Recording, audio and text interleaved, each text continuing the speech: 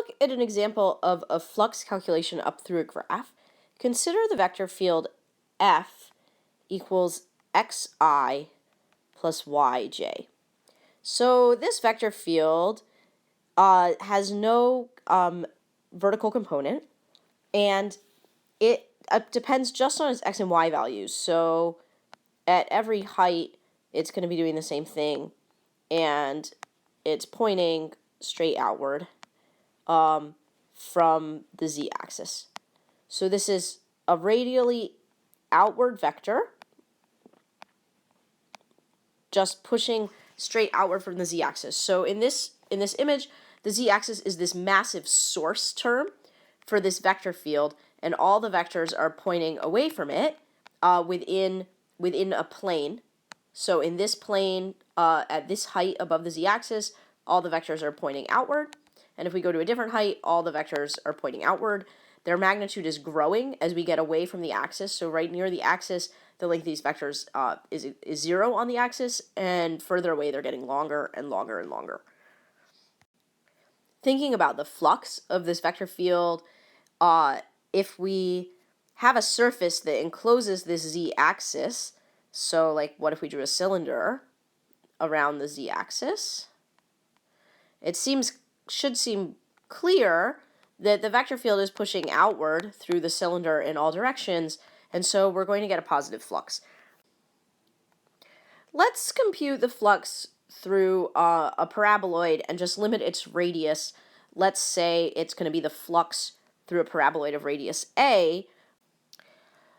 The first thing to think about is if we consider positive to be upward.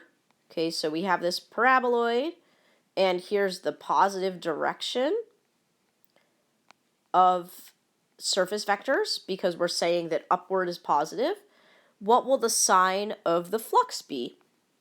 Well, the flux is pushing outward at every height, and these surface normal vectors that have an upward component are actually pointing inward, so it looks like the flux through this surface is going to be negative. The flux upward through this surface specifically. Setting up the problem, we have the vector field xi plus yj. We want to find the flux upward through the surface, and we expect that it's going to be negative. And we know that the surface is given by z equals x squared plus y squared on above the circle of radius a, so that should be an a squared. Points on this surface can be written with the position vector r of x comma y equals xi plus yj plus, we want it to be on the surface, so x squared plus y squared k. And so when we look at our surface, our paraboloid, and we zoom in on a little piece of it, that area vector is created by taking a little box down in the xy plane with a delta x side and a delta y side. And that box has corresponding little vector pieces along the actual chunk of surface. And those little vector pieces, if we take their cross product, cross the x piece with cross the y piece, we get our surface normal vector, dA.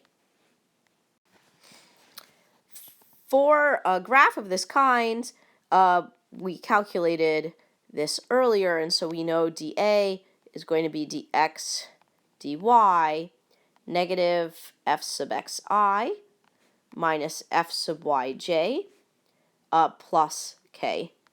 And so this is equal to dx dy negative 2xi minus 2yj plus k.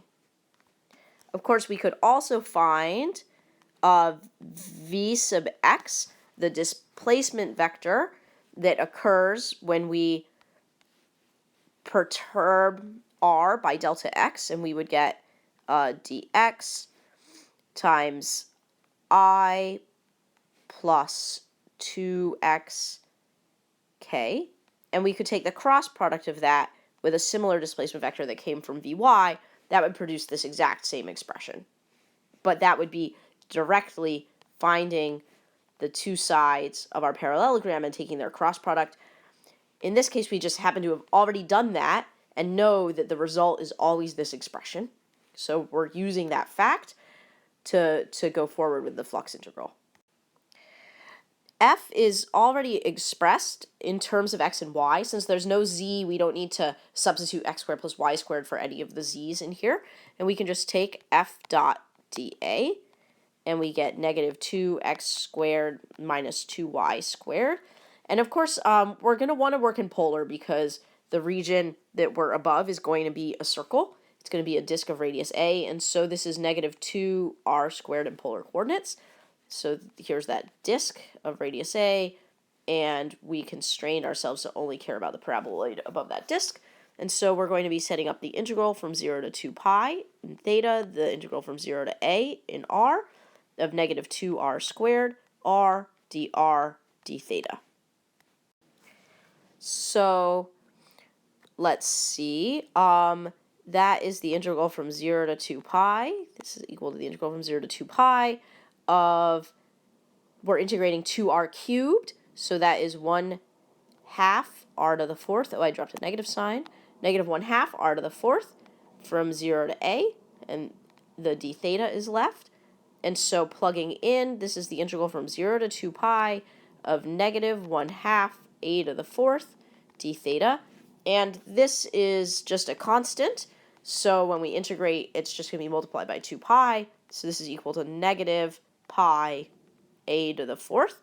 And so we can see that the larger our disk is above which we're integrating, the more flux is going through our paraboloid, and the flux is going, here's the paraboloid, and the net flux is this way, which for this paraboloid is in the downward direction. So we have a negative sign, and that's because the upward direction for this paraboloid pointed interior to the paraboloid.